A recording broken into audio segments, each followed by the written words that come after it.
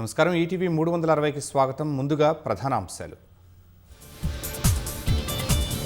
Metro రైలు కోసం ఇటీవల తీసుకున్న నిర్ణయాల అమలు చేయండి. కేంద్ర మంత్రులు ఖట్టర్, కిషన్ రెడ్డిలకు లేఖల ద్వారా విన్నవించిన సీఎం.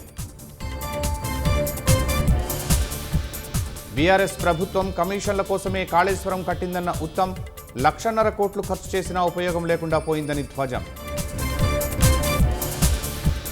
కాళేశ్వరాన్ని కేసీఆర్కు అప్పగిస్తే వారంలో రాష్ట్రమంతా నీరిస్తారు.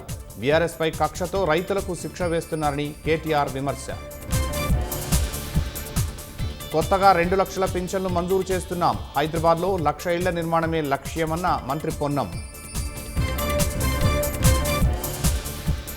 ఇన్స్టాలో లైంగిక కంటెంట్పై కేంద్రం ఆగ్రహం.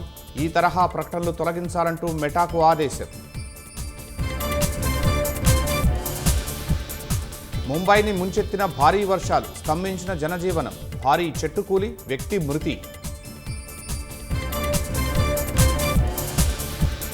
ఉద్వేగభరిత వాతావరణంలో ఖమేనీ అంత్యక్రియల ప్రార్థనలు. కోట్లాది మందితో కిక్కిరిసిన టెహరాన్, కనిపించని మొస్తబా. హర్మూజ్ గుండా ప్రయాణించే వాణిజ్య నౌకలపై కొత్త టోల్ అమలు. మిత్రదేశాలకు మినహాయింపులు ఉంటాయని ఇరాన్ ప్రకటన.